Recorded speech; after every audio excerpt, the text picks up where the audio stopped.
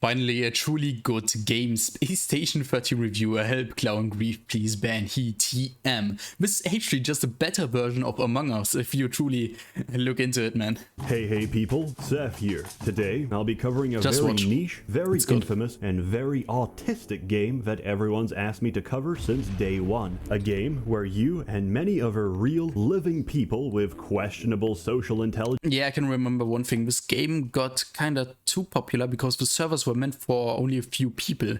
And I think Mandalore Gaming made a video about it, and the servers got kinda overloaded for a time. Roleplay together on the worst space station in the universe, where aliens, shapeshifters, and traitors working for rival corporations are the least of your concern, where the greatest threat to your own existence are your own crew members. Hungry? Come to the station canteen, where the food is definitely poisoned. Injured? Head on down to medical, where half a medication has been relabeled as happy pills. Discouraged? You can try taking a painkiller instead, but it wasn't a painkiller, it was LSD. Having a bad trip? Don't worry, there's a security officer nearby to help, but he can't respond because he was murdered and replaced by a genetically modified monkey wearing his uniform. Hallucinating? Yep, it's pretty hard to learn each job in this game. Keep calm and focus on what's real. Unfortunately for you, the supermassive black hole expanding towards you is not a hallucination. It is, in fact, very real. The emergency shuttle has been called. Welcome to Space Station 13. Space Station 13 has a very simple premise. Everyone has a job. Your objective? Do your best to delay the station's inevitable destruction, either at the hands of antagonists or at the hands of your own incompetent crew. Normally, I give a final score for a game at the end of a video. Not this time. Space Station 13, 10 out of 10, amazing, spectacular. The thing I didn't like about it is, some videos and people were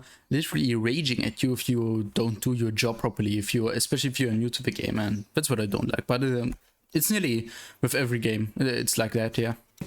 Don't play it. If I'm being perfectly honest with you, Space Station 13 is a fantastic game, but I genuinely don't recommend you play it. Why? Because the engine it's running on is probably older than you, because the interface is a convoluted mess, and only usable because me and every other like the chat window, this is perfect. Autistic chimpanzee who plays this game has committed the hotkeys to muscle memory because of the insane time investment and commitment required for you to learn a single role, and because, to be perfectly honest, the servers can't handle all of you. At best, we can handle, like, 30 extra players before you grind the servers to a halt. For all these reasons, Space Station 13 always was and always will be a niche title, and maybe that's for the best. But I can offer you something else. I've already killed your host. They need to rework this game with a new engine. It would be popular, like, truly. And dreams of playing the game. So imagine streamers playing that shit against each other.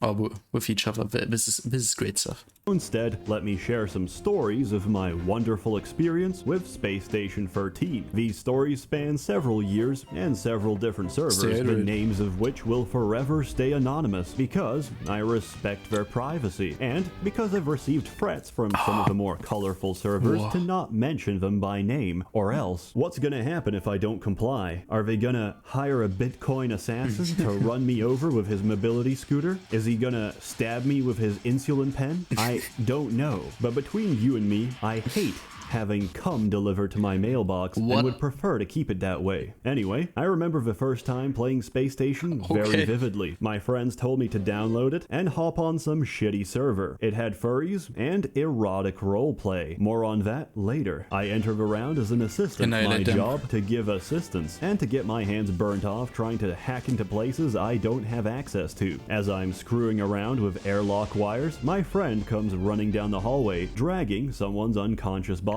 Frantically, he tells me, "Seth, quick, can you open this door?" Sensing the urgency in his voice, I do. He throws the body inside and sprints away. The airlock closes. 3 seconds later, something explodes. What the fuck was that? I asked. Oh yeah, I fed him potassium and water pills. It takes a while to metabolize. My friend had just murdered a man in cold blood by turning his body into a living, ticking potassium bomb. As soon as the man's digestive juices cracked through the potassium tablet, it reacted violently with the water in his stomach and exploded, killing him from inside out. After such a horrific display of homicide, I realized, hey, this game's pretty good. Fast forward a few weeks and I'm learning roles, calling shots, and ignoring every single rule of a server. I also ignored every single rule of medicine. I was a surgeon, top of my class, destined to go where no licensed professional ever has. But what is this, a monkey?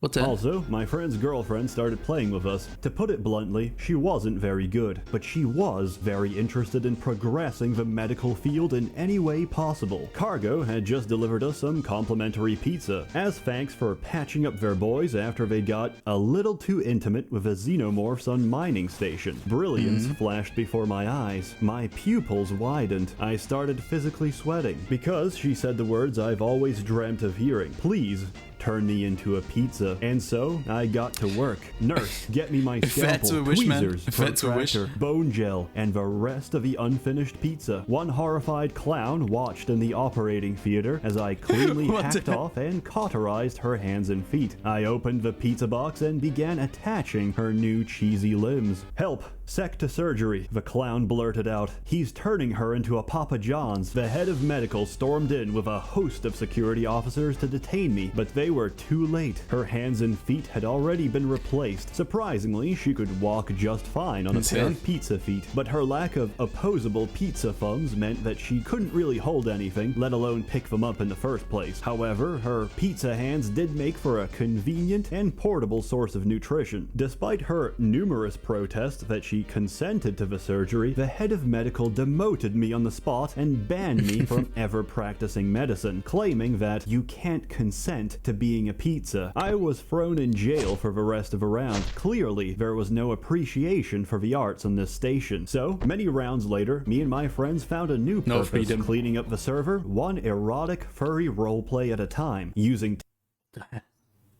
telecommunications and meta-communications. I expertly pinpointed areas of high homosexual intent, namely the dorm rooms and the showers. As two Khajiit-looking catmen meet privately with one another, they will inevitably start writing words such as, ooh, Mayak has a barbed prickly surprise for you, my friend. And, yes, not me with your thick Tajaran trunk. This is completely unacceptable. Once an act of high homosexual intent is in motion, several of our men would mobilize. As they groan, moan, and spit out hairballs on each other, a security officer would barge in, flashbang the feline fornicators, and tag team baton them into submission before another officer handcuffs them to the bed. On the other side of a contaminated dorm room, our team's— Bro, this is literally a Dead Space suit. Like, look at this, the 3 blue stripes.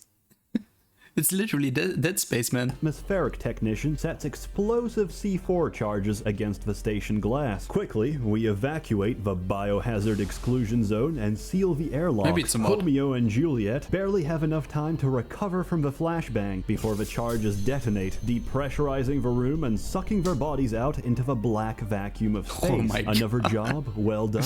Many explosive decompressions later, erotic roleplay was considered a real occupational hazard. The Tajaran Cat Boys got creative, started doing group sessions instead. But these were quickly crushed by my friend playing the best roboticist I've ever seen in my life. The airlock doors to their sodomy chamber were welded shut to prevent interruptions, so he drilled right through them with a gigantic combat mech. The air inside was heavy with a sickly sweet smell of wet furballs and toxoplasmosis. The furries didn't even have time to react before he started unloading shell after shell of flashbang grenades, and thus we all got banned. We paid the price, but to see half a server get flashbanged unconscious for 10 minutes straight? Priceless. The server didn't last long anyway. The admin's mom shut it down as soon as she saw the electricity bill, so me and my friends went on to enrich other servers. I even got good at being a chemist. In other words, I always stole the syringe gun at the start of a round and filled it with lethal doses of chloral hydrate, for my own protection, of course. I also gave whatever chemical anyone requested, which gives me some moral ambiguity and 2 degrees of separation from any pranks or murders that took place as a result of said chemicals. If a clown asks for space loot— yeah, you're just giving them the things. What are they doing with it? It is not your concern.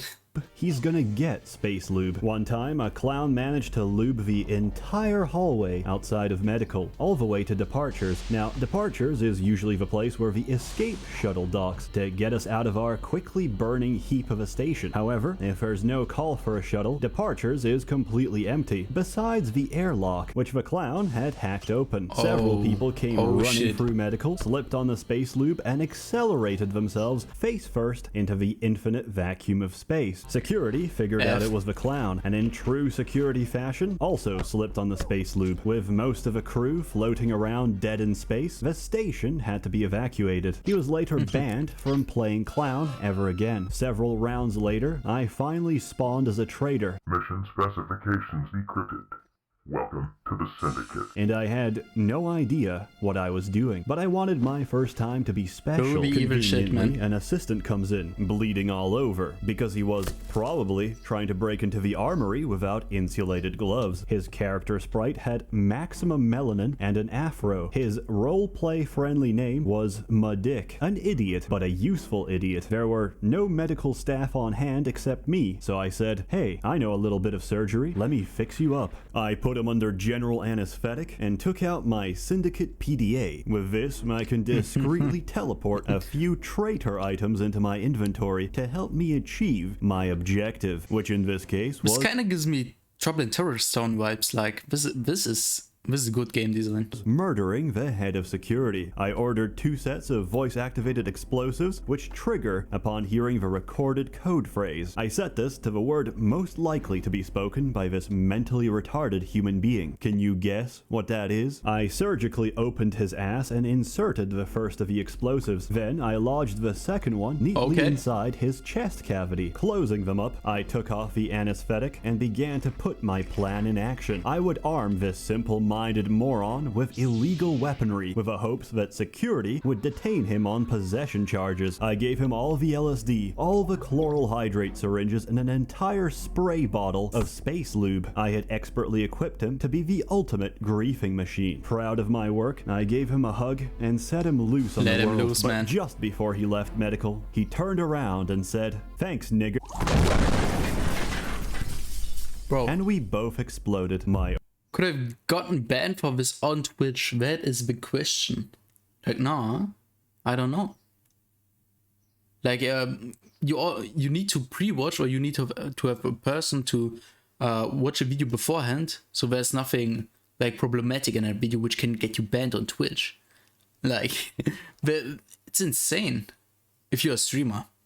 But yeah, we're on YouTube, we can do whatever we want. Several times playing antagonist went about just as well. Once I started as the leader of a cult. Our objective was to seize control of the station. Yeah, we can get demonetized, I know. And sacrifice our mortal bodies to summon a physical manifestation of our dark god. However, I wasn't very good at it, and neither were my servants. We found a nice, quiet, and most importantly, abandoned bar near the north end of the station, which we began redecorating with our own blood. You see, cultists need this to learn. Is truly some Dead Space shit. This is Dead Space. You can't tell me otherwise. Like, cool drawings on a spaceship, and then summoning some demon. A set of ancient words that's randomly generated every round. If you arrange them in the right order, you can perform different spells and rituals to advance your goals. We didn't get far, because the most dangerous thing to an incompetent cult is a single crew member doing their job. The fucking janitor found us. We tried to negotiate, convince him that it's actually crayon and not blood all over the floor, but that didn't work, so we tried to murder him instead. That didn't work either. He used his mop to slip us with soapy water and ran off to call security. As you can see, I'm not very proficient at being a traitor. More often, I find myself being abused by traitors. Some of the worst offenders in this regard are definitely wizards, since wizards have a bad tendency to sexually abuse me as well. Not too long ago, me and my friends played a round that was already in progress. As soon as we entered, we realized something was very wrong. An announcement played on the radio. Penis Inspection Day is in effect. All crew members must report to Doc Johnson for their mandatory penis inspection. Doc Johnson was, very clearly, a wizard. I knew what was coming, and yet I resigned myself to fate and went to medical reception. Doc Johnson was overjoyed to have new patients. He led me to a private room, asked me if I'm circumcised, and told me that I passed the inspection with flying colors. What a surprise, I thought. He's not actually gonna grief me. But I was wrong. As I turned away to leave, he blew off my ass magically. Hey, it's wizardry. I ain't gotta explain shit. Anyway, Doc Johnson is a terrible doctor. He left me bleeding on the floor as he took my ass cheeks and used them as a hat. Highly unprofessional. Would not recommend. A round of Space Station 13 can be very intense. At other times, it can be very... Like this shit which is only possible in this game. Like, you haven't seen this stuff in other games. This is original. This not copied, this is truly a completely original game, man. Slow-paced and almost relaxing. If you're not a traitor and you don't have anything urgent to handle, you can always just roleplay and get comfy in a bar, while the piano plays anime songs and the jukebox plays whatever deep-fried ASMR bullshit people keep putting on. It's a very wholesome experience, and it helps you get emotionally invested with the other members of your crew, which are often nice people. However, security is often staffed by egotistical megalomaniacs acting out their most depraved power fantasies. They are often not nice people. As a result of their inherent propensity to be insane sociopaths, the rest of the crew will often rebel against their tyranny. In one such case, cargo had declared independence. Security refused to recognize the independent station state of Cargonia, so they tried to barge their way in and arrest everyone involved, including me. But security was unprepared for the trap we had in store. One officer rushed into cargo bay and slipped on a banana peel straight into the conveyor belt waiting for him. He tried repeatedly to get back up, only to be tripped again by an ocean of banana peels on the conveyor belt, which looped around in a circle. Surrounding that circle was another circle, composed entirely of vending machines. The officer was also being brutally assaulted by several hundred cans of soda. The vending machines were hacked. What? What also was it? being brutally assaulted by several hundred... Okay. cans of soda. The vending machines were hacked, and as a result, they would continuously fire drinks at whoever is in the area. Each officer that slipped into the banana belt got smashed unconscious by a relentless stream of Discount Dan soda. Trademark, all rights reserved. After extensive head trauma by our soda turrets, security reluctantly accepted Cargonia's independence and their right to bear arms. If there's one department that has more revolutions than cargo, it would have to be science. And it's easy to understand why. We spend our lives researching away for the good of the station, which does of course carry its own share of risks and hazards. Sometimes accidents happen. Sooner or later, some bored and mentally challenged assistant will try and put a bag of holding into another bag of holding, and security can't always comprehend that we're not directly responsible for the resulting black hole eating through the kitchen. This lack of appreciation for the scientific profession usually ends with arrest warrants for the whole department, which is usually answered back with the words, "I'd like to see you try." But when we're not having a nuclear arms race with security, R&D is actually quite a chill department. I also made a great discovery last time I played there. Me and another scientist were messing around with blueprints and eventually made ourselves a pneumatic cannon. Normally, these are used to launch whatever items you have inside. What we didn't know was that it could launch food as well. I loaded a lasagna, aimed for the mouth, and fired it at my fellow researcher. The lasagna disappeared. What the hell? That's amazing, he said. We just realized what happened. I had just managed to remotely force feed my fellow man. But what do we do with this forbidden knowledge? Nothing good, that's for sure. My comrade got to work asking Can you kill people like this with overfeeding them?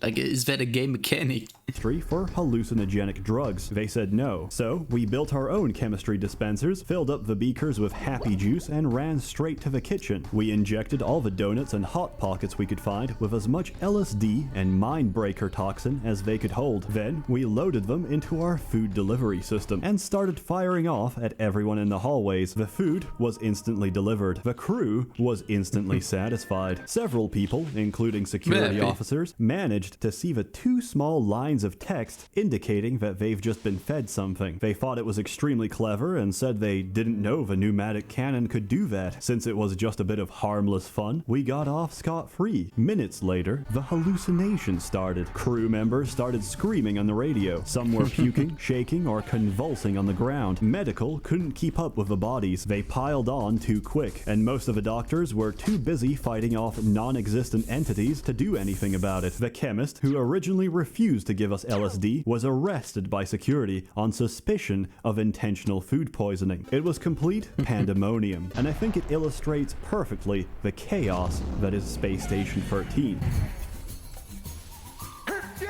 I never successful round, man.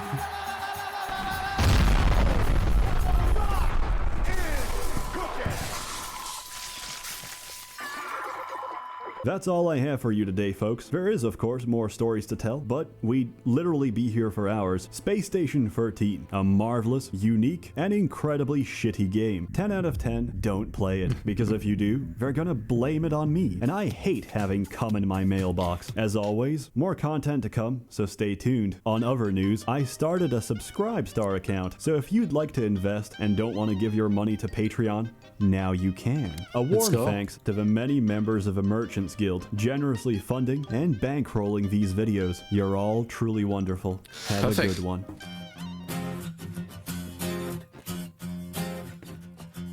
Like, this truly great content, man. This is the shit we want to watch.